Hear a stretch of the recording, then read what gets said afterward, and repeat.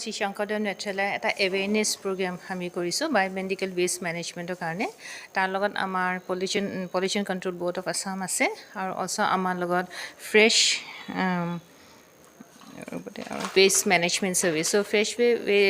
Air waste management service Shri Sankaradeva Nethralaya and pollution control ব'ৰ্ডে মিলি এই বায়'মেডিকেল ৱেষ্ট মেনেজমেণ্টে এৱেৰনেছ প্ৰগ্ৰেমটো কৰিছে এইটো দেখা গৈছে যে ৱেষ্ট মেনেজমেণ্ট এটা খুব ইম্পৰ্টেণ্ট ফৰ এভৰি অৰ্গেনাইজেশ্যন আৰু যেতিয়া আমি ৱেষ্ট বুলি কওঁ তাৰমানে এনি ৱেষ্ট যোনটো সেইটো সময়ত যদি এনি বস্তু এটা স্পেচিফিক টাইমত যদি প্ৰপাৰ ইউটিলাইজ কৰা নহয় তাকে আমি ৱেষ্ট বুলি কওঁ আৰু এই টাৰ্ম বায়'মেডিকেল ৱেষ্ট ইয়াৰ পৰাই জেনেৰেট হৈছে যে যেতিয়া আমি special health care related activities আপোনাৰ অপাৰেশ্যনে হওক বা ডায়েগন'চিছে হওক বা ইনভেষ্টিগেশ্যনে হওক বা ৰিচাৰ্চত হওক তাৰপৰা বহুত ৱেষ্ট জেনেৰেট হয় চ' এই ৱেষ্ট জেনেৰেশ্যন এটা খুব চাইণ্টিফিক ৱে অফ মেনেজমেণ্ট আছে ফাৰ্ষ্টতে এইটো ইফেক্টিভভাৱে ছেগ্ৰিগেশ্যন কৰিব লাগে তাৰপিছত এইটো ইফেক্টিভভাৱে আপোনাৰ ট্ৰান্সপৰ্ট কৰিব লাগে ট্ৰিটমেণ্ট কৰিব লাগে ডিছপ'জেল কৰিব লাগে কাৰণ এই যদি ৱেষ্ট ক্ৰমান্বয়ে আপুনি দেখি আছে এভৰি ডে ৱেষ্ট বাঢ়ি গৈ আছে চ' এই ৱেষ্ট যদি আমি ইফেক্টিভলি কণ্ট্ৰল কৰিব নোৱাৰোঁ এইটো হাৰ্ম কৰে মানে অন্যায় কৰিব আমাক কাক অন্যায় কৰিব আমাৰ মানুহক অন্যায় কৰিব কমিউনিটিত অন্যায় কৰিব পাৰে নচ গছ গছনি জন্তু চবকে অন্যায় কৰাৰ চান্স এটা আছে সেইকাৰণে আমি বিচাৰিছোঁ যে প্ৰত্যেক ইনষ্টিটিউশ্যন স্পেচিয়েলি হেল্থ কেয়াৰ অৰ্গেনাইজেশ্যনবিলাকত তেওঁলোকে এটা effective scientific way of biomedical waste management system develop কৰে যে সেইকাৰণে আমি এইটো এৱেৰনেছ প্ৰগ্ৰেমটো কৰিছোঁ আৰু ইয়াৰ লগত বাৰক'ডিং ছিষ্টেমটো এৰেঞ্জ কৰিছোঁ যাতে এইটো টেকনিকেলি মোৰ এডভান্স এণ্ড ইজি হয় তেওঁলোকৰ কাৰণে এণ্ড অলছ' কেনেকৈ ডিজিটেলি ৰেকৰ্ড কৰা যায় গোটেই সিহঁতৰ ছিষ্টেমটো কিন্তু এটা ইনষ্টিটিউশ্যন আপোনাৰ from top management to frontline workers সকলোৱে কিন্তু এই ছিষ্টেমটো বা এই এৱেৰনেছটো জনা উচিত তেনেহ'লেহে ইফেক্টিভ মেনেজমেণ্ট কৰিব পাৰে এৱেৰনেছ প্ৰগ্ৰেমটো কৰিছোঁ এইটো খুব এটা এচেঞ্চিয়েল বস্তু এইটো ট্ৰিটমেণ্ট প্লান থাকিব লাগে এণ্ড দেখা গৈছে এতিয়া সকলো অৰ্গেনাইজেশ্যনে হওক বা হেল্থ কেয়াৰ ফেচিলিটি যোনে প্ৰভাইড কৰে তেওঁলোকে কিন্তু এইটো আগবাঢ়ি আহিছে তেওঁলোকে ষ্টাৰ্ট কৰিছে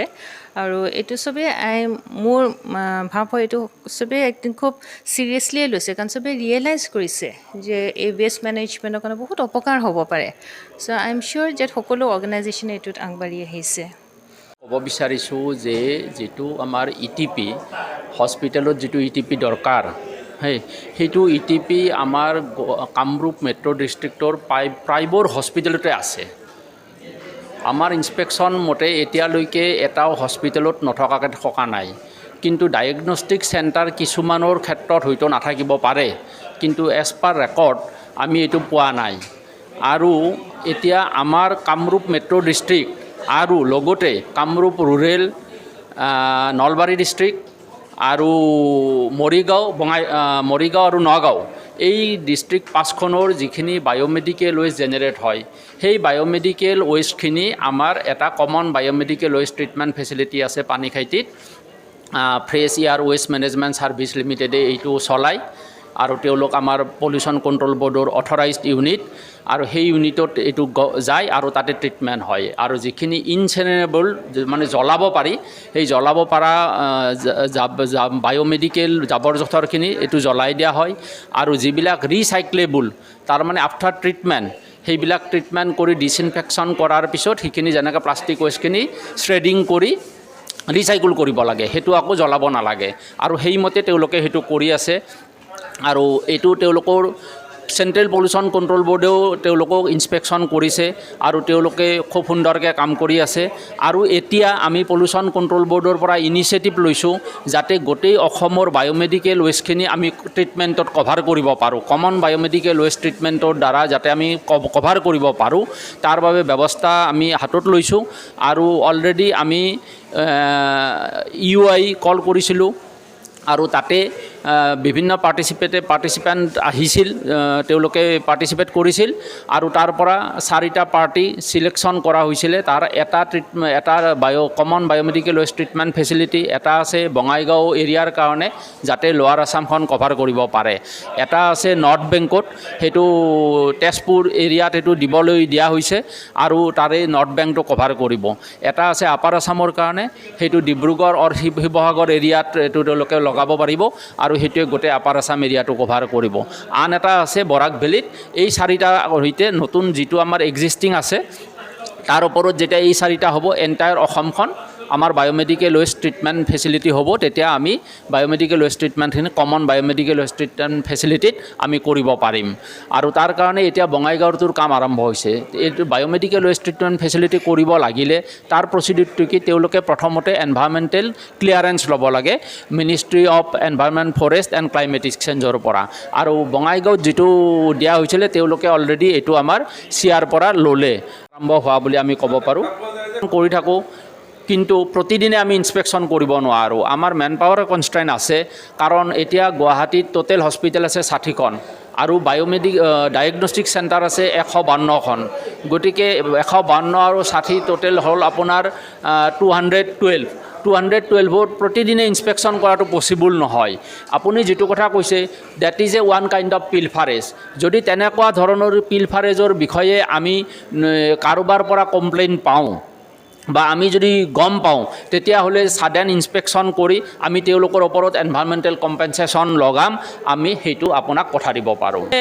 ডেমনষ্ট্ৰেশ্যন নহয়, ইনস্পেকশ্যনৰ কাৰণে আমাৰ মানুহ ঘূৰি থাকে। আৰু ধৰক আপোনাৰ মেক্সিমাম 3-4টা ইনস্পেকশ্যন কৰিব পাৰে এজন ইঞ্জিনিয়াৰে যেতিয়া ইনস্পেকশ্যনত ওলাই যাব দিনটোত।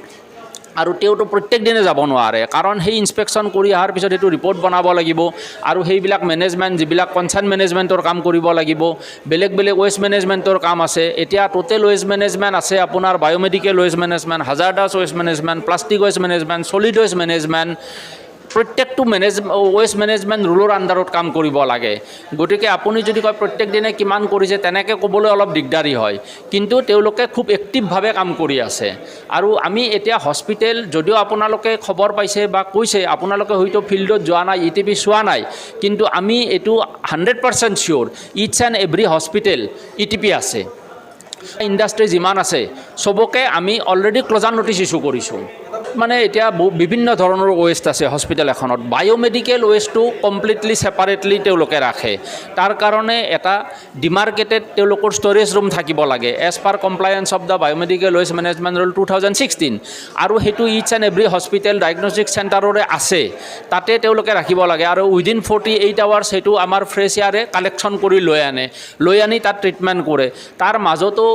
যেতিয়া ধৰক আপুনি যিটো ৱেষ্টৰ কথা কৈছে, it may be solid waste, other solid waste, biomedical waste নহ'বও পাৰে, আদাৰ ছলিড ৱেষ্ট। আপুনি যদি প্লাষ্টিকৰ বা বটলটো দেখা পাইছে, সেইটো কভাৰ নহয় বায়োমেডিকেল ৱেষ্টৰ আণ্ডাৰত। সেই ছলিড ৱেষ্টটো কৰিব লাগে মানে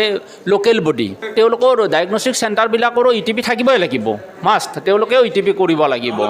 নহ'লে বন্ধ কৰিব লাগিব। এতিয়া নহয়, NGT গাইডলাইন আছে তেওঁলোক। আমি এতিয়া কম্পেনচেশ্যনটো তেওঁলোকে NGT এতিয়া ফাইনেলি ডেটটো কৰি দিয়া নাই, কিন্তু তেওঁলোকে কম্পেনচেশ্যন ফৰ্মুলাটো দিছে,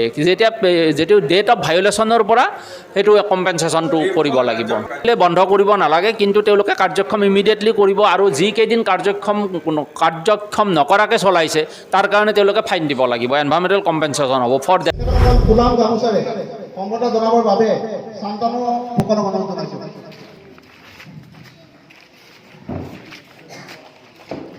ইয়াৰ পিছতে অসম গেছ কোম্পানী লিমিটেডৰ দ্বাৰা প্ৰত্যেক আৱাসিক ঘৰে ঘৰে পাইপলাইনৰ জৰিয়তে গেছৰ যোগান ধৰাৰ যি আঁচনি আজি শুভাৰম্ভ হৈছে, ইয়াৰ বাবে মই প্ৰধানতে অসমৰ মাননীয় মুখ্যমন্ত্ৰী মহোদয় শ্ৰীযুত সৰ্বানন্দ সোণোৱাল ডাঙৰীয়াক ধন্যবাদ আৰু কৃতজ্ঞতা জনাইছোঁ। এই অঞ্চলৰ ৰাইজৰ এটা দীৰ্ঘদিনীয়া সমস্যা আজি সমাধান হৈছে। আৰু বিশেষকৈ অসম গেছ কোম্পানীৰ লোকসকলক, বিষয়া কৰ্মচাৰীসকলক, তেখেতসকলৰ যি উদ্যোগ, ইয়াত ঘৰে ঘৰে গেছ পাইপলাইনে গেছ যোগান ধৰিবৰ কাৰণে উদ্যোগ লৈছে, তাৰ কাৰণে ধন্যবাদ আৰু কৃতজ্ঞতা জনাইছোঁ। আমি আশা কৰিছোঁ যে এনেধৰণে সৰুপথাৰ সমষ্টিৰ বিভিন্ন সমস্যা সমাধানৰ ক্ষেত্ৰত চৰকাৰে ইতিবাচক ভূমিকা গ্ৰহণ কৰি যাব। আৰু এই ৰাস্তাটো আজি বৰপথাৰৰ পৰা জামুগুৰিলৈ যোৱা ৰাস্তাৰ যি 5 কিলোমিটাৰ বহলকৈ নিৰ্মাণ কৰিবলৈ থাকি গৈছিল, সেই কামৰো ভূমি পূজন আৰম্ভ হৈছে। খুব সোনকালে ইয়াৰ কাম হ'ব। গতিকে এই সুবিধাও আমি লাভ কৰিছোঁ, তাৰ বাবে মই চৰকাৰক কৃতজ্ঞতা জনাইছোঁ।